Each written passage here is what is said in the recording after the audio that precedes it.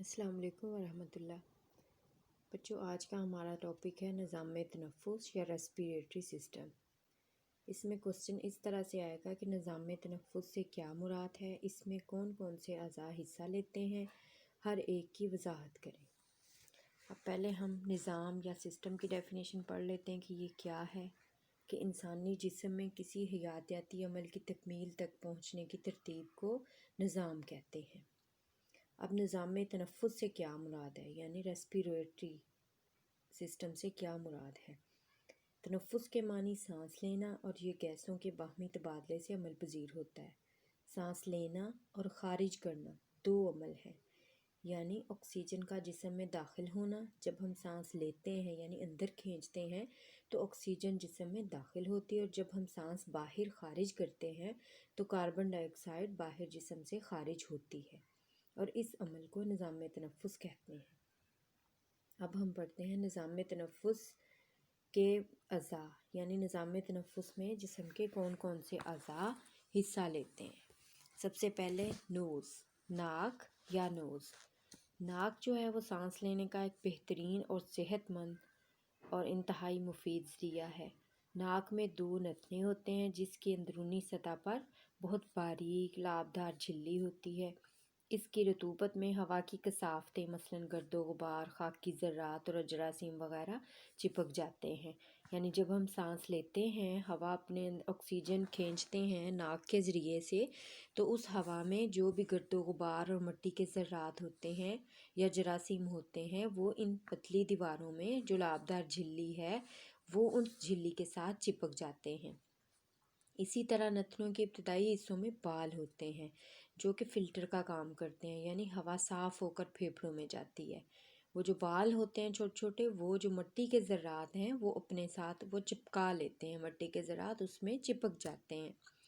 اور ناک کا اندرونی راستہ جو ہے وہ تنگ اور پیچیدہ اور کافی لمبا ہوتا ہے، اور اس کے راستے میں عروق شعریہ۔ عروق شعریہ کیا ہیں؟ جیسے کہ پچھلے ٹاپک میں نے آپ کو بتایا تھا کہ بہت باریک چھوٹی چھوٹی نالیاں ہیں، خون کی بہت باریک چھوٹی چھوٹی نالیاں ہیں، تو اس لمبے ناک کے لمبے اور پیچیدہ راستے میں عروق شعریہ کا ایک جال بچھا ہوتا ہے، اور ان میں عروق شعریہ میں خون کی گردش ہو رہی ہوتی ہے، اور خون کی گردش کی وجہ سے یہاں ہوا کا درجہ حرارت جسم کے مطابق ہو جاتا ہے، جس سے پھیپھڑوں اور اس کے اندرونی اعضاء کو نقصان نہیں پہنچتا۔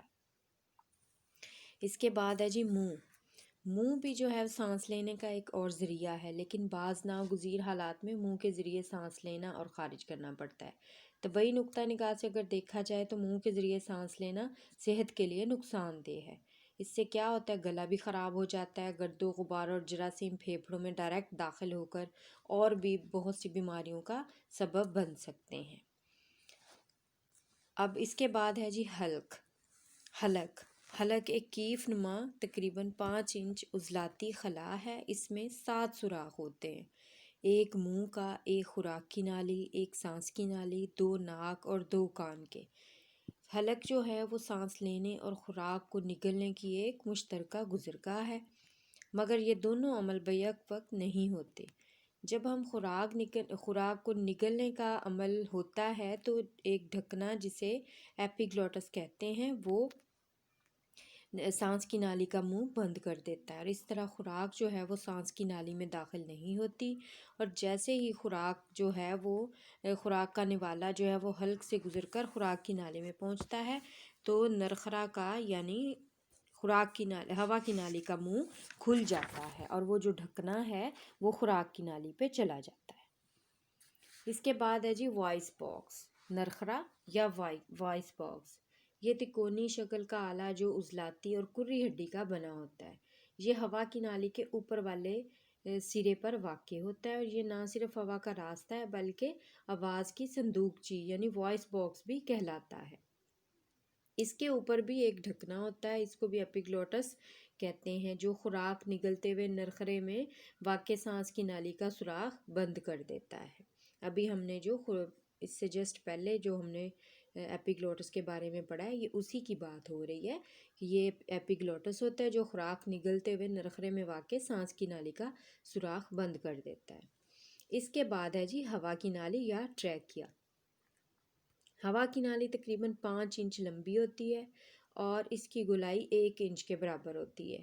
یہ بھی کری ہڈی کے نامکمل چھلوں سے بنی ہوئی ہوتی ہے اور ان چھلوں کی تعداد 16 سے 28 ہوتی ہے، اور یہ نامکمل شکل کے ہوتے ہیں۔ مطلب کس طرح، جس طرح انگریزی کا حرف سی لکھتے ہیں تو وہ 3 طرف سے کمپلیٹ اور سامنے سے اس کا منہ کھلا ہوا ہے، تو اسی طرح کے یہ نامکمل چھلے ہوتے ہیں جن سے ہماری یہ ہوا کی نالی جو ہے وہ بنی ہوئی ہوتی ہے۔ سانس کی نالی جو ہے یہ نرخرے یا وائس باکس کے پیندے سے یعنی نیچے والے حصے سے شروع ہو کر سینے کے جوف میں جا کر ریڑھ کی ہڈی کے 5ویں موہرے کے سامنے 2 شاخوں میں تقسیم ہو جاتی ہے۔ اس کے پیچھے سے خوراک کی نالی گزرتی ہے۔ خوراک نگلتے ہوئے ہوا کی نالی لچکدار چھلوں کی وجہ سے پچک جاتی ہے اور خوراک کو آسانی کے ساتھ گزرنے میں مدد دیتی ہے، راستہ دے دیتی ہے۔ اس طرح اس نالی یہ جو ہوا کی نالی ہے، اس نالی کے اندرونی استر پر یعنی اندر والی سطح پر ایک لابدار جھلی ہوتی ہے جس کے اوپر باریک اور بے شمار بال، جن کو سیلیا کہتے ہیں، وہ ہوتے ہیں، اور یہ ہر وقت اوپر کی طرف حرکت کرتے رہتے ہیں اور جو تھوک اور خاکی ذرات اور گرد و غبار کو باہر نکالنے میں مدد دیتے ہیں۔ اس کے بعد ہے جی سانس کی نالیاں۔ سانس کی نالی جو ہے وہ پھیپھڑوں کے درمیان پہنچ کر 2 حصوں میں تقسیم ہو جاتی ہے۔ ہر ایک حصے کو برونکس کہتے ہیں۔ ایک دائیں پھیپھڑے اور دوسری بائیں پھیپھڑے میں چلی جاتی ہے۔ ان چھوٹی شاخوں کو برونکیو کہتے ہیں، اور ان میں سیلیا کے ہیں، بہت چھوٹے باریک بال ہیں وہ ہوتے ہیں، یعنی ان میں سیلیا ہوتے ہیں جن کی حرکت سے گرد و غبار اور جراثیم وغیرہ پھیپھڑوں میں داخل نہیں ہو پاتے۔ یہ بہت چھوٹی شاخیں نرم اور نازک ہوتی ہیں اور جن کے سروں پر انگوروں کے گچھوں کی مانند ہوا کی تھیلیاں نمودار ہوتی ہیں۔ یہ تھیلیاں جو ہوتی ہیں ہوا کے خانے یعنی ایئر سیک کہلاتے ہیں، اور ان کے ارد گرد بھی روکیشیریا کا جال بچھا ہوتا ہے، اور یہی وہ جگہ ہے جہاں پر گیسوں کا باہمی تبادلہ ہوتا ہے، یعنی آکسیجن جذب ہو جاتی ہے اور کاربن ڈائی آکسائڈ خارج ہو جاتی ہے، جس سے خون صاف اور چمکدار ہو جاتا ہے۔ نمبر 7 پہ ہے جی ہمارے پاس پھیپھڑے یا لنگس۔ نظام تنفس میں جو پھیپھڑے ہیں وہ بھی اہم کردار ادا کرتے ہیں۔ یہ گلابی رنگ، اسفنجی ساخت اور مخروطی شکل کے 2 تھیلوں جیسے حصے ہوتے ہیں جو دل کے دونوں جانب چھاتی میں پھیلتے ہیں۔ ہر پھیپھڑے کے اوپر ایک دوہری تہہ کی جھلی ہوتی ہے جس کو پلورا یا غلاف پھیپھڑا کہتے ہیں۔ ان تہوں کے درمیان ایک رطوبت ہوتی ہے جو پھیپھڑوں کو آسانی سے پھیلنے اور سکڑنے میں مدد دیتی ہے اور آپس میں رگڑ سے محفوظ رکھتی ہے۔ جسم کی پسلیاں جو ہیں وہ پھیپھڑوں کی حفاظت کرتی ہیں۔ دونوں پھیپھڑوں کے جو اوپر والا حصہ ہوتا ہے وہ ہوا کی نالی کے ساتھ وابستہ ہوتا ہے۔ اب جو دایاں پھیپھڑا ہے، دائیں پھیپھڑے کے 3 لوبز ہوتے ہیں یعنی 3 پارٹس ہوتے ہیں، اور جو بایاں پھیپھڑا ہے اس کے 2 لوبز یعنی 2 پارٹس، 2 حصے ہوتے ہیں۔ جو دایاں پھیپھڑا ہے وہ لاکھوں باریک نالیوں اور تھیلیوں یعنی ایئر سیک پر مشتمل ہوتا ہے۔ ان تھیلیوں کے ارد گرد بھی روکیشیریا کا جال بچھا ہوا ہوتا ہے۔ یہ جو پھیپھڑے ہیں یہ نہ صرف عمل تنفس یعنی سانس لینے کا ایک ذریعہ ہے بلکہ خون صاف کرنے کا کارخانہ بھی کہلاتے ہیں۔ دونوں پھیپھڑوں کا مشترکہ وزن جو ہوتا ہے وہ تقریباً 40 اونس ہوتا ہے۔ دایاں پھیپھڑا بائیں پھیپھڑے کی نسبت تقریباً بڑا ہوتا ہے، کچھ بڑا ہوتا ہے اور وزنی ہوتا ہے۔ اب یہ اس کے بعد ہے جی ہمارے پاس نمبر 8 پہ ڈایافرام۔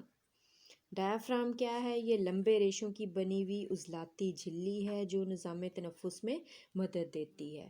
ڈایافرام جو ہے یہ پیٹ اور سینے کے جوف کو علیحدہ کرتا ہے۔ جب ڈایافرام سکڑتا ہے اور سینے کا جوف بڑھتا ہے جس سے پھیپھڑوں کے اندر ہوا کا دباؤ کم ہو جاتا ہے، کہ جب ڈایافرام سکڑتا ہے تو سینے کا جوف بڑھ جاتا ہے جس سے پھیپھڑوں کے اندر کیا ہوتا ہے، ہوا کا دباؤ کم ہو جاتا ہے اور پھیپھڑوں کو پھیلنے کے لیے زیادہ گنجائش مل جاتی ہے، زیادہ جگہ مل جاتی ہے۔ سینہ جو ہے وہ کشادہ ہو جاتا ہے یعنی کھلا ہو جاتا ہے، اور جب وہ کھلا ہو جاتا ہے تو اس میں خلا پیدا ہو جاتا ہے جس کو پورا کرنے کے لیے باہر کی ہوا جو ہے وہ پھیپھڑوں میں داخل ہوتی ہے اور اسے سانس لینے کا عمل کہتے ہیں۔ مگر جب ہم سانس باہر نکالتے ہیں تو ڈایافرام کے عضلات ڈھیلے پڑ جاتے ہیں یا سکڑ جاتے ہیں، سینے کی طرف ان کا ابھار بڑھ جاتا ہے اور سینے کے اندر گنجائش کم ہو جاتی ہے، اور جو خلا ہوتا ہے وہ تنگ ہو جاتا ہے، کم ہو جاتا ہے، جس کی وجہ سے پسلیوں کے بیرونی عضلات جو ہیں وہ سکڑ جاتے ہیں۔ نتیجتاً کیا ہوتا ہے کہ پھیپھڑوں کو ہوا زیادہ دباؤ کی وجہ سے سانس کے ذریعے باہر خارج کرنا ہوتی ہے، اس کو سانس خارج کرنے کا عمل کہتے ہیں۔ اس طرح ڈائفرام کے ذریعے عمل تنفس جاری رہتا ہے۔